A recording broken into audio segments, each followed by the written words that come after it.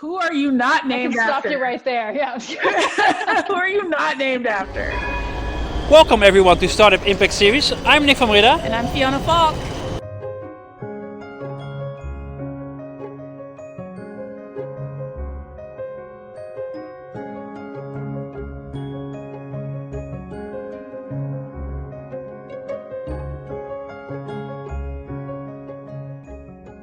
Hello and welcome everyone. We are here with Abba today, who is a typical digital nomad. I guess not a typical, but a very different one. It just goes downhill from here.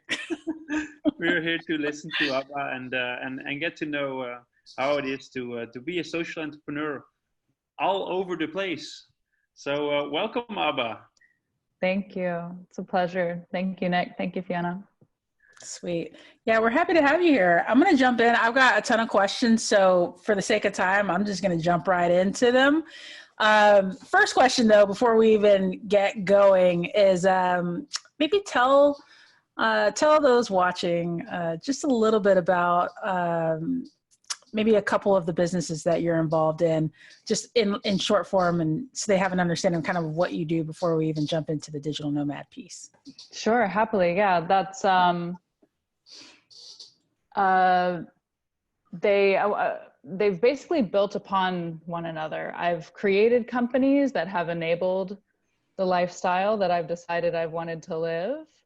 But I've also found opportunities by living the lifestyle that I'm living. So it's been, they've played with one another for sure. So I have three main companies at the moment. One is a marketing and branding strategy consulting and execution company. And I have a remote, pretty global team who I work with to make that happen for my clients. Awesome. And I have a casting agency because in one of my past lives, I have a background in performing arts. Saw that. Mm-hmm. And during college, I started working in our casting agency. We're like a first university to have an in-house university casting agency. And my mentor really let me like thrive there, and I did a lot, and that ended up turning into working on some larger films, and then I started my own agency, and basically that shifted in 2014 to working on some larger projects to now I only work on positive social impact, PSAs, viral online campaigns, videos. Yeah. That's actually pretty amazing. Also, one note for the special aspect of this episode is it's a special #coronavirus episode. Can we say that? Can we say that? We're switching gears a little bit here because I mean, well, we have the wonderful opportunity to connect with Abba, but also, she's living the lifestyle that maybe everyone is starting to have to experience a little taste of. And for some of those who may end up loving getting this taste of it, this is really more so how you get into it and how you really can truly adopt the lifestyle of a digital nomad. So on that note, I want to jump right into it. For you personally, what was it that really made you say, I've got to do this. I don't want to be locked up. Maybe actually walk us back even one step from there. What is a digital nomad to you? Digital nomad is someone who is location independent from their work, mm-hmm. and who can, for short or long amounts of time. Well, no, I guess if you're a nomad, will imply longer, and whatever longer can be your personal interpretation. For sure. Has the ability, to work remotely. Yeah. To work remotely. And then the nomad piece, I would say usually just means that you're not staying in one location for whatever long mm-hmm. means to you. So for you, how long do you stay at a place? I have not, I have no, so I usually like asking me like, oh my God, like, how did all this start for you? With none of this was planned. This was not a lifestyle that I necessarily intentionally manifested. Maybe subconsciously I manifested it because I've always loved travel, and I've always had in my head that I would live somewhere else other than the United States, which is where I'm from. That I would live outside of my home country for, I thought, at least a minimum of a year was my goal. As somebody from the United States, it's not common to travel for long amounts of time. Right. Like for us, like vacation time, which, you know, like pre-college was like the main time that I would have had, like what my parents kind of have available. Yep. 1 to 2 weeks tops is usually what you get, and that's generally what I had experienced before embarking on this crazy journey. Basically it started with, I got a job with a educational institution where all of the staff worked remotely anyway. I had already started at least 1 or 2 of my companies at that point. So I was familiar with working at home. It wasn't going to be like a crazy new world for me. Yeah. But I was excited that I would be working with an existing organization where that was just established baseline. That's how things worked. And so from there, when I started with them, I was like, hey, just so you know, there's a chance that my boyfriend and I at the time, that we might that through his company, we might do like an exchange program where we go to London for a few months. I was like super keen on like going to London for a few months and like getting to experience living in London. Right. I like the city. Why not be there for a while? He like time and my boss was like, cool. Like, you know, we'll talk about that when the time comes. And I was like, awesome. I just want to give you the heads up. It will come. Yeah. And then like a year passed and he no longer wanted to do that exchange program. And I was like, that's cool and fine, but I now have on my heart that I'm going to do this. Wow. So I bought a round trip ticket out of Heathrow with like a 3-month unknown window in there. And he came over with me for a bit. We saw some friends in London, saw some friends in Switzerland and in Spain. My mom came over and traveled with me for a while, met up with other friends along the way, had just like an amazing 3 months. Okay. Traveled way more than I ever thought I was going to. I mean, I was moving every week to every few days, tops 2 weeks. I saw a lot in those few months. And it was hard because I was working a full-time job. And my MO was, they will never know that I'm not in the US. Like, they'll see my background change, but otherwise I want them to never feel like I'm not in the same time zone that I was. Yeah. And they were really great. I mean, and most incredible team and people who I've worked with to date. They were great about, you know, being conscious of scheduling things that preferably wouldn't be 10 or 11 o'clock my time. And I do think that time zones are a huge thing to take into consideration when you're either building out a digital team or you are considering going nomad yourself. For me, I have chosen that that sticking between basically East Coast time to absolute max Middle East, what it is in the Middle Eastern time zones, which is like top 7-8 hours. Like that's the most that I can do. My sweet spot is like Western Europe, or where I am right now is in Buenos Aires, which just shifted with daylight savings to 1 hour. But anyway, so time zone, something, ding, like, you put it off to the side. There's like important point, but just to finish up this little story.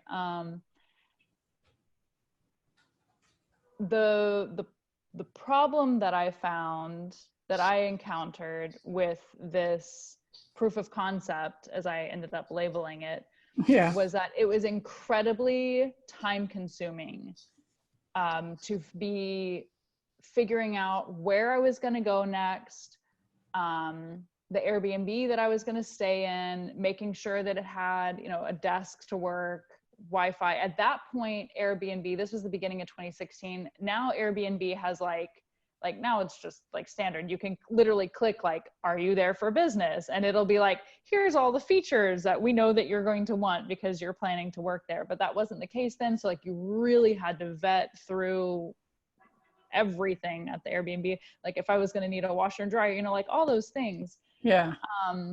Super time consuming. So I left, I ended up that 3 months knowing that I wanted to do more of that, but also knowing that I had to find a better way to go about doing it. And then I started doing some research because I was like, either there's already companies that exist who do this kind of coordinating of resources, housing, co-working space preferably. Oh, and then there was like, do I show up somewhere and know anyone? I'm pretty social. So like being able to know people when I show up is also key for me. So I did some research, found some companies that exist, learned about Remote Year, learned about a bunch of others, ended up finding, and I hope happily give a shout out to Unsettled, who I've traveled with a number of times. And I actually have a community here in Buenos Aires now because of them. They are the best. Okay, let's talk about that a little bit. Let's unpack all of that a little bit. Yeah, you just gave us a hamburger, so we're going to take a couple of bites here, one at a time. So let's start with the Unsettled, right? Getting your community. So I've heard of Remote Year. It's the first time I've heard of Unsettled. How quick is that process, and what was it like for you to engage with them? And how quickly did you find your community? What was that process like? So in terms of signing up, so actually the first place that I came was here in Buenos Aires at the end of 2016 is when I traveled with them. Okay. In terms of getting on a trip, for them, it was their first one doing it at that point. So this was still like a bit uncharted territory of the Nomad world. Like it seems so like it's been around for so long at this point, but even just 2016, it was still a newer game. There were people doing it, but not as common as now. Yep. So yeah, with them, basically I interviewed with a bunch of these companies who did it. And I just jived with Unsettled. I jived with the founders, which is who I interviewed with at the time. I felt like they were the kind of people who I would want to hang out with, and that they were the kind of people who were going to be attracting the kind of people who I want to hang out with. And I couldn't have been more correct. There you go. Trust your gut, right? Yeah, for sure. And yeah, so literally, and I like to tell this little side piece. I literally showed up here in Buenos Aires and I had 30 new friends. That was our group for Buenos Aires. Yeah, how literally just getting let go in a new city. How did they coordinate that?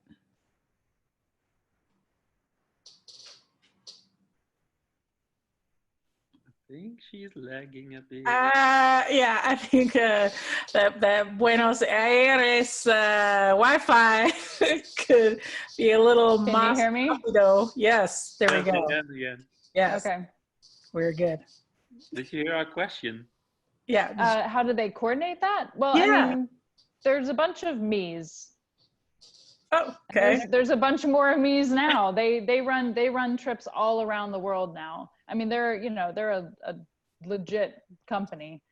I guess they just bought Wonderbrief, right? They just bought another Nomad company, which was also doing these travels, but in the end, they even bought the other company remotely online. They bought the company online by not even having a coffee together. So they partner with Moleskin on some stuff. They're doing some virtual reality retreats. This is not meant to be like total shout out to Unsettled, but they are really great, and I'm friends with the founders, and most of the most amazing people in my life at this point I know because of Unsettled. So I definitely don't want to downplay the positive impact that they've had for me, and I know that they've had for others. And really, more than anything, I think that because they've been set up with solid foundations and moral practices and what they stand for, that has continued to attract good people, solid people. And it's all affordable, like what costs. Give us some numbers. Give us some money numbers. I haven't traveled with them. I did 4 retreats with them over the span of like 2 years maybe, and I haven't traveled with them since the end of 2018. It's changed over time. I think it's probably around like, I don't know, I'm gonna say like maybe 2,500 now for a month. And that's community, which is crucial. That's your living space, that's your co-working space, that's having a experience leader, a locations manager and leader. And you pay that 2,500 out of pocket, right? Versus for some people, you might be able to get your company to sponsor it. So some people go on sabbaticals, some people who are on sabbaticals, some people are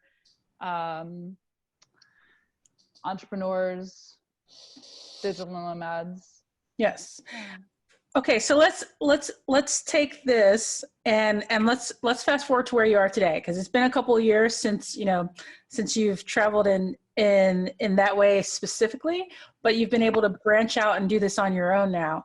I was doing that. So to be clear, I traveled with them for 4 times, which meant 4 months over the course of 2 years. Okay. So I was doing a lot of traveling on my own. Wow. And definitely have since then. So for 4 years, more than anything, I've been on my own. Yeah. How many countries? Okay. How many countries? Yeah. I go back to a lot of the same places, so it's hard to determine that. I've in my life, I think I've been to over 30, but if I were to count each time new, it'd probably 60 or 70. Yeah. And how long do you usually stay at in one place when you're traveling so much like that? I try to not be somewhere for less than 4 days, even if it's just a smaller city. But that's like a really short trip. That's more like I'm going on a weekend excursion. Usually it's like a 2-week minimum, or preferably month minimum. Okay, cool. Mostly today it's in an Airbnb? Almost, yes. Airbnbs or friends. Yeah. So which, you have 3 different businesses that help you facilitate this lifestyle, right? Yeah, I didn't get into the 3rd one yet. Okay. So, well, perhaps let's hear a little bit about the 3rd one, especially if the 3rd one, because I'm curious, which of these businesses most enables you or empowers you to be able to travel freely and be a digital nomad? Which business would you say is like the most, like, if I didn't have this business, I don't know, it'd be kind of like, eh. Well, for financial security, that's my marketing and strategy, communications, consulting, for sure. And then find projects locally, or how do you find the projects? Are they mostly No. My clients are in the States and in Europe. Okay. Yeah, no.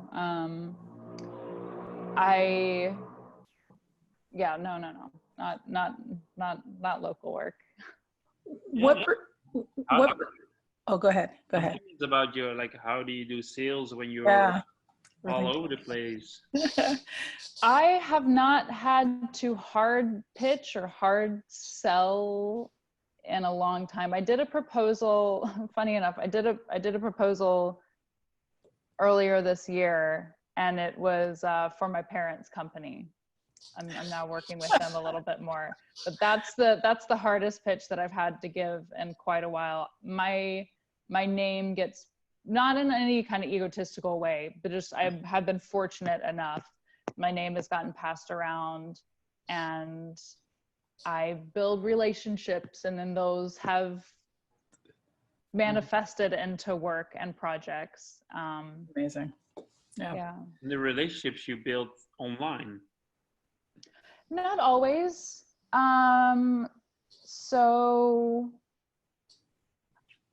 no, all of my clients, not all of my employees, but all of my clients I have met in person. Okay. Awesome. Yeah, that probably was more than once. Oh, nice. Yeah, that's that's the thought I was having on this, is that being a digital nomad, that means that if you have clients in Europe and the US, that means you can actually branch out the number of countries that you could serve and have authentic relationships, because relationships are so crucial, and still actually go visit them in person, because, well, you'll be in their country at some point. And so, for sure. Yeah. As a disclaimer, I have plenty of friends where that's not the case, where their clients, they haven't met in person. I don't think that that's in any way necessary or even standard. Just to be clear, my experience, not necessarily what it has to be. Well, that's a good thing to bring up, actually. It's a good perspective to point out, because I was thinking about it earlier, and you mentioned that, when you did, going back to the unsettled time, you're in a community of other people, other yous, basically, right? Mm-hmm. So it made me curious, how many of those other yous, after they, traveled abroad or, lived digitally for a while, how many of them are still living as digital nomads, and how percentage-wise, about how many would you say have gone to just, like a corporate job where they're going into the office every day? Okay, obviously not having all these stats in any way perfected. Right. But I can give you this very recent, very, very personal example. Right now, here in Buenos Aires, mm-hmm. I have a community of what happens to be women, which just is a fun side note, who all but two of them I know and are in the group because of Unsettled. So I think let's say there's 9 of us. Okay. The 2 that we don't directly know through Unsettled, one of them I knew from a group I was in Switzerland, and another one is from one of the Unsettlers who she met this other girl at taking Spanish lessons. So it's still like through the network itself. Yeah. The other, let's call it 5 or 6, are all here right now, having previously done an Unsettled trip, not necessarily in Buenos Aires, but some of them. Of those 6, 5 of them are working location independent. Wow. Here. Okay, so safe to say that once you get a taste of it, you have a good chance of wanting to continue working in that way. And some of them reset up their life. It took a little bit of time. Yeah. And some of them already had that life. And so after the retreat, they just were, it was just the continuation. Super nice. I have one more question, and then I want to hear a little bit about your third business, because I think it's very interesting also, actually. So as you travel around, especially now, how do you, A, stay healthy? What methods do you use to make sure that as you're traveling? Because even before the whole coronavirus situation, traveling, just by statistically, you're more likely to get sick when traveling. So you're traveling more, obviously you're more likely to get sick. So what are some methods you use to prevent getting sick in your travels? And how is the coronavirus pandemic, it's actually a pandemic now, it's crazy. How is that impacting you now? So I first want to just throw out, coronavirus has not impacted me at all. It hasn't hit South America. It's still summer here. It's yeah, I was talking with that same group of friends I just mentioned. We were talking about just sharing emergency contact information, like just like, hey, maybe we should know, where each of us are living and where the hospital is. I have zero concern, not because I'm not aware of it, not because I don't understand the impact, not because I don't see how it is already affecting people and economies and our healthcare system. But for me, I'm like, can I just schedule this in my planner? Can we do that next week? And I can just get that over with, and then we can move on. Like, I know I'm gonna get it. Probably everybody I know, I'm gonna get it. So it's just a matter of, more importantly, your first question, which I think is really, really important, and is the only thing that any of us can do, which is how do we get and keep up our immune system and our overall health. And that does have the potential of being difficult on the road. I have a really thin yoga mat that I travel with. It's right over there. I was doing yoga before we got on the call.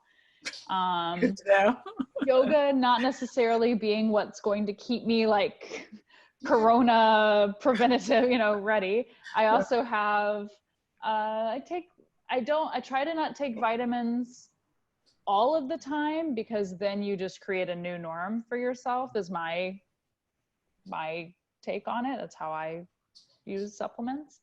I get that.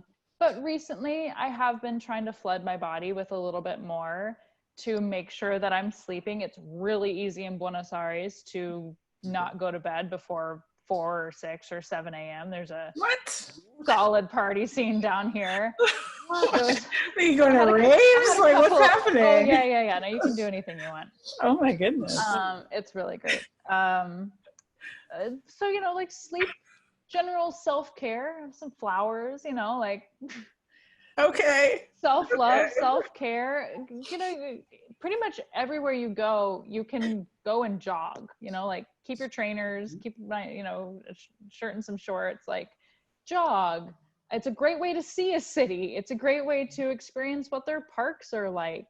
Yeah. And biking? I don't do much biking because I have crummy knees, but a lot of people do. Most cities these days have, the city bikes or whatever your equivalent is. And it's not that hard to get day passes to gyms and just pay for the class pass. And depending upon where you are, it's probably, depending upon where you are, it's potentially super affordable. Or like I have friends here who get month passes. I might go and join a yoga studio for a month here, where I can do some other stuff. Like it's not, when you're doing super short travel, like 2 weeks or less, sometimes that can be more difficult because the logistics of figuring out, okay, where are these places? Sometimes that can be a little bit more of a pain. But I think that's also why having a home practice is important. Like I have a practice of like a mix of like yoga and like strength training and doing burpees and basically just like dancing in my apartment, making myself sweat, doing push-ups, like having at the air, doing some whatever, and eating well and trying to, obviously, at least with this virus going around, or when any viruses or anything else are going around, minimizing alcohol and stuff as much as you can, like Some literally people just like self-care. Yeah. people say Yeah. that's the solution, drinking alcohol and not stopping, because then the flu doesn't hit you. But that's a risky thing. But I was wondering, yeah, you're living all over the world. Are there more services that are being provided globally, like the class pass you mentioned? Is there anything like recurring payments that you have, like health insurances, or how do you deal that? How do you do all that? Yeah, those are good questions. So it was just time to renew my Nomad insurance. So I use World Nomads, which I will also give a shout out to. It's considered one of the best. Okay. And I met a guy in Medellin several years ago who was literally like a disaster relief person, like literally like, oh my God, like there's somebody, they're trapped on a mountainside with an avalanche. Like he's the kind of person that like goes out and like rescues them. And he was like World Nomad. And so I was like, great. Wow. I've made the right choice. That was the only sign off I needed. With a lot of credit cards in the States, you have travel insurance up to 45 days, but past that, you're not covered. And in general, something like a Nomad travel insurance is just going to cover you way, way, way more. I would recommend it for right now, probably, because it might cover more of your travel costs if something gets canceled, and hotels or airplane or airlines or whatever don't want to play nicely. It can help to cover that. I would think. It's not just an health insurance. It's also a cancellation policy for travels and stuff. Yeah, or if you get your stuff stolen or other things, obviously, just like any insurance policy, you have to follow your guidelines. I've been lucky enough, knock on everything, to where I haven't had to file any claims, but it's pretty cheap. It's very affordable. It's definitely cheaper than healthcare in the States, and there's no downside. Yeah. Well, and you asked another question. What was the other question? Your third job. We want there was that already. Your okay. third business. Sorry, third business. Yeah. So my third company started in summer of 2017, pre Me Too, and then post Me Too movement starting. Realized really need to get on this. So I tried to ramp it up a good bit. So it's been going more hardcore the past year. It's called My Sexual Biography, or My Sex Bio is how we more commonly refer to it. Basically, we are a sex education and empowerment platform. We believe that sex education and empowerment is a vehicle for peace that starts in yourself, that then ripples out into your relationship or relationships. Mm-hmm. And then with us holding that peace can then manifest or ripple out into our communities and world. So sex ed and empowerment for global peace. Okay. And I can go into a lot more detail on that, obviously. Yes, I believe that. There's one thing that stands out to me about that. So, for example, I'm from a very conservative family in the States, obviously. Although I live in the Netherlands, Ohio, Northeast Ohio. Okay. Yeah, and so we don't really talk about sex. It's just not. It's just not the thing to do. So, but obviously, my own personal viewpoints are obviously quite liberal. But even still, don't really want to talk about sex with other people, right? Fair and fine. So I think that there are probably many other people who have a similar either upbringing to me or stance on the topic. And especially as you get into some other countries and things like that, how are you opening everyone's eyes and really educating folks that, hey, this is something that's okay to talk about, especially when, it's been years or generations even of keeping quiet on the matter. Yeah, it's funny what we have been brainwashed to see as okay and not okay. So sexualizing someone, checkmark okay. Talking about healthy sex, not okay. And I think that or just knowing being able to have conversations around sex ed and sexuality in general, taboo, you know, but like sexualize a man or a woman on the front of a magazine cover, like yes, you know. So objectification is okay. Yeah, for sure. And I say that as like a baseline of like, I understand how deep and like clearly warped these baseline views are, and that there's not going to be a quick fix or a magical word that suddenly de-taboozes everything. It's not going to be that. It's going to take education and empowerment, as we see it, at least. And those start with conversation. They don't, however, have to start with conversation with others. We definitely support that. We definitely promote that and encourage it. But at our core, what we are encouraging and challenging people to look into is your personal biography, your story. So just to go in that a little bit, basically, we are encouraged and in a lot of ways expected, if you're lucky enough, to reflect upon and analyze and maybe re-navigate our paths on our career. We need to look at it. Are we happy with this? Are we going in the trajectory we want? Do we need to change something if we're not happy, or if we're not getting the money that we want to see? So we have to analyze these things. We need to look at it. Yeah, our career, our relationships, our family. Sorry? Definitely nowadays in the 21st century, everyone more is and more. Yeah, more and more. So even down to like our mental health and like our fashion, we are told, like, are we happy? Do we need to change something? Is our environment good?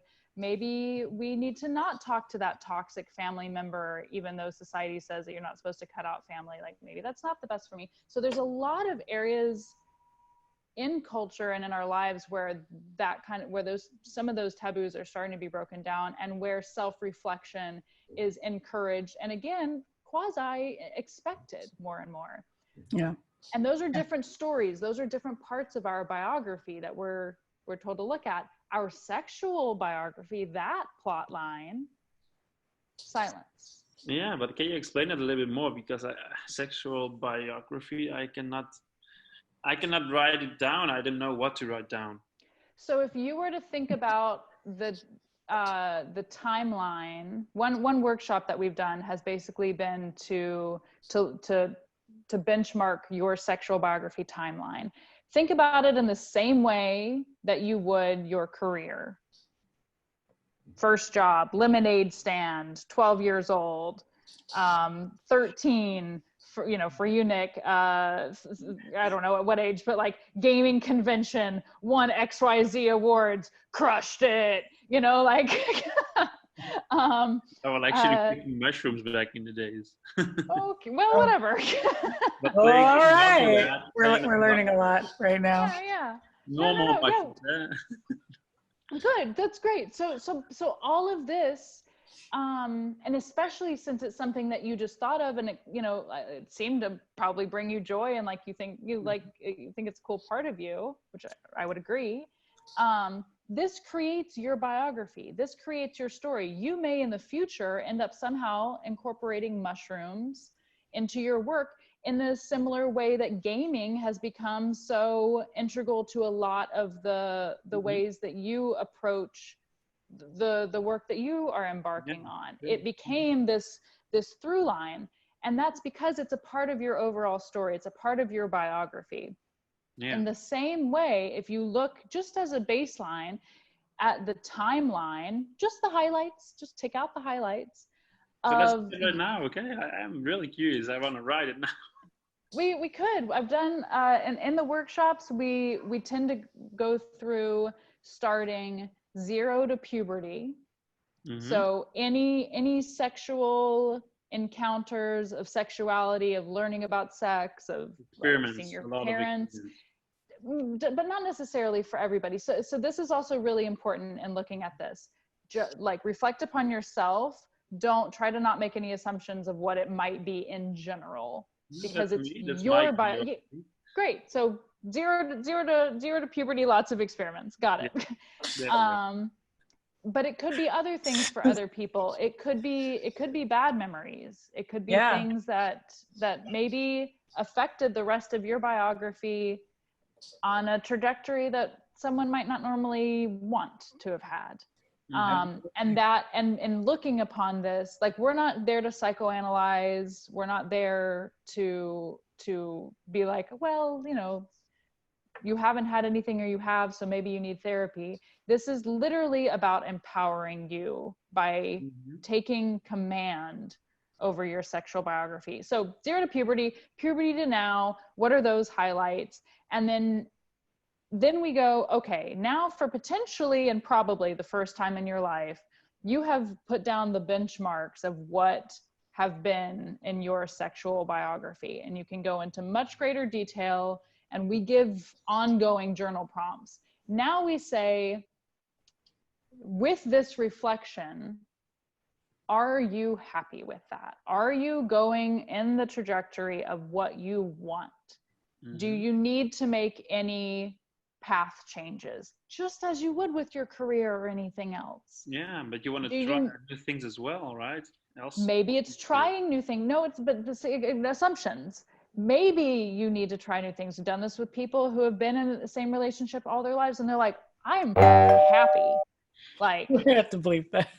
Sorry, I've been trying not to. I'm super happy. There we go. That's great. I don't want to change anything. It's not about making changes. It's about empowering yourself to know if you need to make changes, or if there's something in your past that maybe you should be giving more attention to. Yeah. Abba, I want to, there are 2 small questions I have before we wrap up, as we're getting to the top of the hour here. And well, upload times are a hot mess. So but the two really important questions I have, that I really want to know. One, from a business perspective, what does the business model look like around this? Like, so if someone wanted to use your service, you know, what would it cost them, and, you know, how would that work? Or how does that work for you and for them? But 2, and maybe answer number 2 first, which is, once someone plots out their sexual, you know, their sexual biography or journey and history and all that, what have you found to be the biggest benefits from going through this journey and plotting all this information out? And what would you say? How do people benefit the most from doing this? Cool. So for the first question of how to engage, so we are actually in business development mode right now. And the larger picture is, I want community, culturally curated hubs, basically, or hubs maybe makes it sound big. It could be 5 to 10 people. And there might be 5 to 10 people of 20 different groups in one city even. I want them all over the place, of starting to create this conversation. Maybe it is just with themselves, but back to where this started a little bit, we do encourage, and it is beneficial to discuss these things with others. That's without question. So once you've gotten to the point where you are comfortable to talk with other people, be it, some people are more comfortable with strangers, some people are more comfortable with friends. We want to be creating structures where people can use our resources and have, in a way, a little bit like a book club structure, you know, that provided a framework to then build off of. Mm-hmm. We are working on rolling that out. This is not a money-making venture for me. This is the world needs it venture. Wow. This is out of necessity for sure. So while it does need to be financially sustainable, Yeah. I pay staff to do a lot of work, and right now I'm funding it. Yeah. I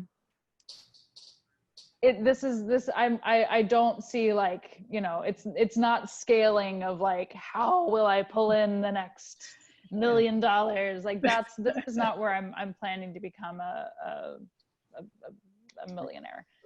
There's other ways for that. So in terms of getting involved right now, the key places would be following us on Instagram, Okay. My Sex Bio, and basically everywhere else, My Sex Bio or My Sexual Biography, LinkedIn, TikTok, Twitter, Facebook, everywhere. All the handles are My Sex Bio. All the handles, My Sex Bio. Cool. And signing up for our monthly newsletter. Those are two crucial places. And then from there, it's unlikely that you will miss when these other phases get rolled out, which there's quite a lot that we're working on. And in terms of how it is empowering, what I've seen from the response of people choosing to take command of their sexual biographies, fulfillment, better realization of who they are and what they want, not just in their sex lives, but in other parts of their lives, because it can go both ways, but what you want sexually can be influenced by other external factors, or you can be like wanting to play out, like it can go either way, you know, like the boss in the boardroom might not be that in the bedroom, that kind of thing, you know, it can go both ways. Yep. Though those are not always, you know, true stereotypes. They're just stereotypes. Yeah. It, without question, it has flipped some people on their heads in terms of questioning what they actually want, and just realizing, oh my God, like I've never given myself that allowance. But is it also that they find a better partner because they know how to talk about themselves? Communication is definitely something that we've heard, getting better at communicating what they want. If we really encourage couples to either reflect independently. Again, we give a lot of journal prompts, and we're working on a whole journal that will have the prompts in it. And that would be like a couples journal, individual journal, like depending upon what you want, but you're not always on the same page as your partner. Like sometimes you have to explore it yourself, which is also where these groups are helpful, because sometimes you can, just like any other brainstorming group, you know, business of anything, when you talk with others and see how they're doing it, oh, how did you talk with your partner about wanting XYZ and how did they respond? And you take that information and you absorb it and you see if it applies to you or not, and then you apply it in the way that you think does. So, you know, they're all different learning resources. But yeah, overall, lots of positive. Sorry? I think I have one more question here. You mentioned that you are actually running, you have employees, that you are running a business with employees as a nomad. And I'm really wondering how you are managing other people. Is it the similar thing as you are doing a contract for a company remotely, you are managing it the same way, or? For sure, yeah.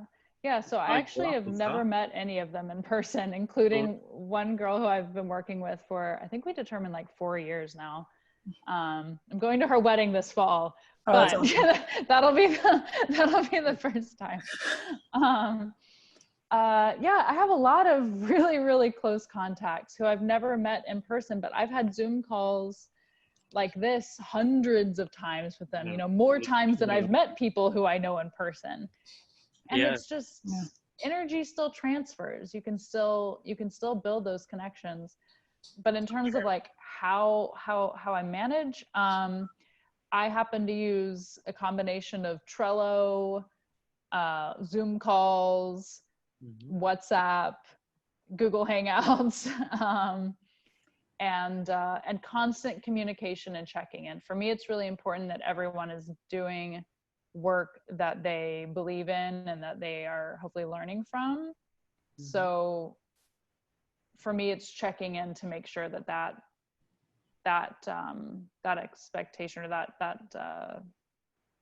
it's more of like a baseline for me, but that's being met. Okay. Nice. Cool. Well, yeah, I'd say thank you. Oh, Abba, for anyone who is still watching at the tail end of the video, because that's how videos work, especially on social. Who are you not named after? Stop you right there. Yeah.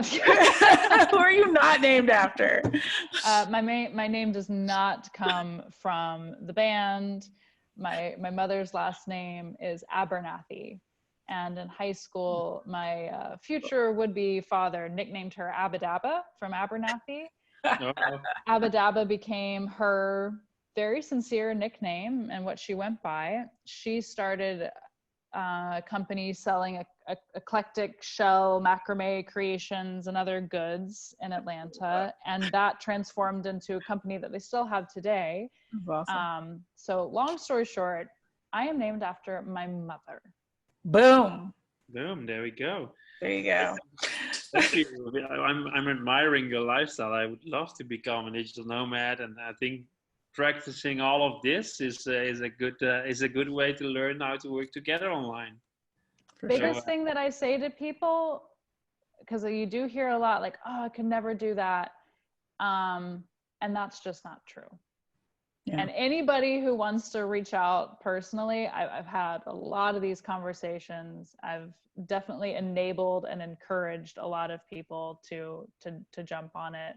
I'm happy to talk with them. You can Instagram me, Abba Charisse, or through my sex bio. I'm definitely on there and checking DMs. But if you think it's for you, it's worth trying. And if you don't think it's for you, then that's also okay. Yeah. Well, thank you so much, Abba. Check her out at my sex bio, and be awesome. Continue being awesome.